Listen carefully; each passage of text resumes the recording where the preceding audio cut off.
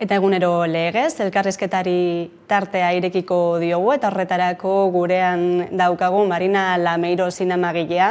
Dardara dokumentalaren zuzendaria da, Berri Txarrak taldearen azken kontzertu biran grabatutako filma, eta horri buruz hitz egiteko gonbidatu dugu Hamaika Telebistara. Marina Lameiro, ongi etorria. Mi esker. Berri Txarrak taldeak gureak zein munduko hainbat txokotan izan duen arrakasta ikusita, 25 urte luze hauen ondoren, nostalgia hori nolabait eramangarriago egiteko helburua izango du dokumentalak? Bai, nik uste helburua igual hori ez zen, baina gutxienez beteko du helburu hori, bai. Berri Txarrak taldeak izan ere, esan dugu, ez? Arrakasta handiko taldea izan dela eta bide luzekoa. Dardara jarri diozu, izen bezala dokumental honi, zeren islada da Dardara hori? Dardara, hiru esanai edo ematen diogu, ez? Hasteko, musika dardara, ez? Dardara da, vibrazioa. Eta gero, musika den vibrazio hori zaleengan beste dardara bat eragiten du edo beste vibrazio bat, ezakit sentsazio horiek, ez? Eta gero, azkenik, Gorka eta taldearengan, 25 urte eta gero, haien karreran etengabe, eten hau egitea, ez, bare dardara eragiten du. Metafora bat balitz bezala erabili duzu beraz, dardara hitz hori. Taldeak berak proposatu zizun dokumental hau egiteko ideia, zeintzuk izan ziren eman zizkizuten helburuak edo irizpideak? Haiei ideia sortu zitzaien ikusita azken kontzertu, Navarrarenako azken kontzertu honi egon zen harrera ikusita, ez? Eta orduan piztu zitzaien ideia egiteko omenaldi moduko bat, zaleei, eta erakustea ere Berri Txarraken zaleen artean dauden istorioak. Eta hori zen abia puntu bakarra, gero esan zidaten nahi zutela ni askatasun osoa izatea, eta filmaren erakusteko tokia edo izatea zinema aretoak, nahi zuten film bat zinema aretoetarako. Eta orduan ni esan nien, nire ideia asko gustatu zitzaidan, baina bai esan nien beharko genuela ekoiztetxe handi bat, ez, eta esperientzia handikoa, eta orduan gomendatu nien Arena Komunikazioen gana jotzea, eta elkartu nien hiru parteak edo, eta gero sartu zen Txalapart, eta hola hasi zen prozesua. Eta horrela, Berri Txarraken azken kontzertu bira horretan, 2019ko azken bira horretan ontziratu zinen, Berri Txarrak taldearekin batera, dokumentala hori egiteko, eta hainbat herrialdetako kontzertuen irudiak agertzen dira dokumentalean bertan, eta kuriosoa da, ez? Nola, naiz eta kontzertuak herrialde oso desberdinetan egon, zerbait komunean badutela jarraitzaileek. Azken finean nik uste, gizaki guztiak badaukagu zerbait komunean, ez? Eta niri gustatzen zait bilatzea esentzia hori edo grabatzen dudan pertsonengan, ez? Eta noski ere badago ni bilatzen dudan zerbait pertsonengan, ez? Eta nola egitu fragilidade moduko bat, baina ere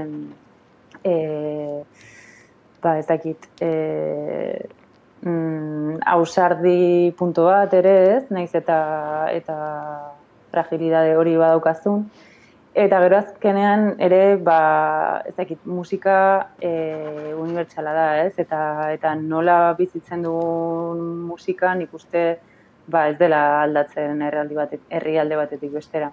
Horregaitik zentratu zara batez ere istorio pertsonal horietan, ez? Musikak konektatzen dituen istorio pertsonal desberdin horietan, eta sartu irtenak egiten dituzu, ez? Hainbat jarraitzaileen bizitzetan, taldearekiko pasio hori nola islatzen den ikusteko. Bai, niretzat garrantzitsua zen, ohituta gauden tratamendu hori ez, zaleak masa bezala ez tratatzea baizik eta izatea sakontasun bat, ez? Eta istorio pertsonalak izatea, eta naiz eta denbora laburrez elkartzen garen pertsona hoiekin, izatea sakontasun bat eta pixka bat haien intimidadean sartu gal izatea. Eta zeren arabera hautatu zenuen jarraitzaile bat edo bestearen bizitzan sartu irten horiek egitea, nola kontaktatu zenuen beraiekin? Bai, bakoitzak bere historio ezberdina dauka, ez? Adibidez, Pauline, zale alemaniarra, berari buruz taldeak berak hitz egin zidan, eta orduan Alemaniara joan aurretik berarekin kontaktatu nuen, eta proposatu nion ideia eta gustatu zitzaion, eta aurrera joan zen. Baina gero beste batzuk ezagutu nituen kontzertuetako lehenengo hilaretan begira egonez eta ikusten nor zegoela pasio gehiagorekin edo, ez? Eta gero ere atzerrira joan behar ginenean, fijatzen nintzen Instagramen edo Facebooken egindako postetan ea nork komentatzen zuen, eta pasatu nuen denbora asko Instagramen eta Facebooken jendea espiatzen, bai. Dokumentazio lan moduko bat egin zenuen dokumentalekin aurretik pertsonai horiek hautatzeko, ez? Eta lengoaia zinematografikoari dagokionean, zeri eman nahi izan diozu garrantzia? Nola enfokatu duzu dokumentala? Niretzako ezakit, nire nuen egin aporte moduko bat, ez, lengoaia zinematografikoari, eta interesatzen zitzaidan esploratzea pixka bat lehenengo planoak, ez? Egitea lehenengo plano luzea kontzertuetan eta aldentzea ohituta gauden plano espektakularretaz edo montai azkarraz, nahi nuen egin beste aproximazio bat zuzeneko irudietara, zuzeneko musikaren irudietara. Bai, izan ere oso erresa zen, ez? Irudi ikusgarri horiek erakustea edo klitxetan jaustea, baina zu aldendu nahi izan zara horretatik, eta lehen plano horietan zentratu zara batez ere, eta horrek ere nolabaiteko sentsazioak eragiten ditu baita ere ikusentzulengan, ezta? Bai, ni hori azkenean zuzeneko kontzertu batera joatea ezin da aldatu zinema batean daukazun esperientziagatik, ez ezin da, ez dira gauza bera, orduan nahi nuen egin, zuzeneko kontzertuan bizi ezin duzun zerbait zineman bizitzea, ez? Orduan horregatik erabaki nuen asko hurbiltzea, bai taldeari, bai zaleei, beste erabateko esperientzia izatea. Bai, eta kantuek ere, diskurtso honetan edo hildo honetan bere biziko garrantzia ere hartzen dute, nolabait ere, kontakizunaren, narrazioaren parte bilakatzen direlako. Bai, abestiak dira filmaren elementu narratibo, beste elemento narratibo bat, eta ez daude bat ere, oso aukeratuta daude, ez? Ni baneukan zerrenda bat, interesatzen zitzaizkian abestien zerrenda bat, eta gero ikusten nuen kontzertu bakoitzean nola jo zuten abesti horietako bakoitza, eta jo bazuten, eta gero zaleengan nolako eragina zeukaten, ze noski, gero ni interesatu baltzaizkit abesti batzuk, baina zaleei ezer eragiten ez badiete, ez ditut izango irudi mamitsuak, ez? Orduan, baina abestiak elementu narratibo oso garrantzitsua dira. Gorka Urbizuren letrek beraz garrantzia hartzen dute, baina baita ere Gorkaren hausnarketei ere eskaintzen diozu tarte handi bat, bere buruan sartzen gara, nolabait esateko, ez, dokumental honetan, erabaki horren, taldea ustea, behin betiko ustearen erabaki horren atzean zer ote dagoen jakiteko, ez, beraien kontraesanak eta beldurrak azaleratuz. Niri garrantzitsua iruditzen zitzaidan, hasiera batean bakarrik zaleak izan behar zuten filma osatuko zutenak, baina momentu batean Itziar Zurirekin, ekoizlearekin, eta ohartu ginen, zalei omenaldia izan nahi bazuen filma, zer hobeto ez, zalei erakustea haien idoloa edo beraren intimidade pixka bat ez, edo, bere barnea pixka bat irekitzea, eta ere, azkenean, beste zaleak eta pertsonaiak haien barnea irekitzen duten nolabait, eta ere, pixka bat demokratizatzeko edo, garrantzitsua iruditzen zean, berak ere, gogoeta hauek egitea, edo pixka bat hurbiltzea beregan, ez? Eta taldeari dagokionean, nolakoa da rock euskaldun talde baten azken bira hori? Nolakoa da beraien bizitza? Nik uste, ez dakit ze irudia izango duen jendea, baina nik uste nuen izango zela gehiago, ez dakit parranda eta ez dakit olako rockstarraren bizia, ez? Eta ez da bat ere olakoa, da asko, ordu asko furgonetan, eta itxaroten, eta lanean, eta batez ere lanean. Beraiek esaten dutela, ez da? Adibidez, kontzertu bat ematerako orduan, adibidez, ordu bateko kontzertu baterako agian, bidai batekin behar dutela, egon batekoa. Eta, klaro, noski, horrek ere nekea ekartzen du, baina gero, nolabait konpensatzen dela, ez? Jarraitzaileei guztiak ikusten direnean hain motibatuta.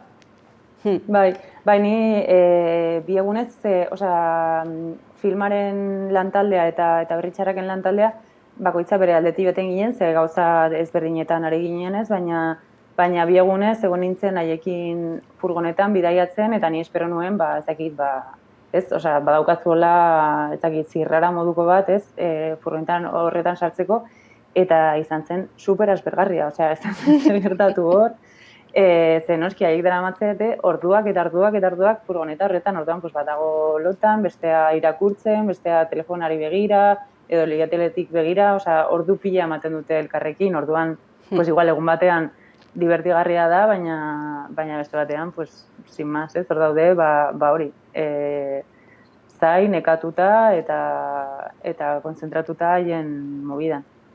Bai, ulertzekoa baita ere. 25 urte luzeren ondoren, mende laurdena, harin ezaten dela, nola definituko zenuke taldearen ibilbidea? Fenomeno bat izan dela esango zenuke? Hori nik ez dut esan behar ez, uste dut argi dagoela, ni ez nahi zinor hori esateko, baina bai, fenomeno bat izan da ez, eta igual gero, hasiera batean txikiagoa zena, eta gero azkeneko urtetan oso handia bilakatu dena. Bai, eta horrek islada du zure dokumentalean, adibidez Japoniako kontzertuko irudiak nahiko hunkigarriak dira, ezen beharra dago.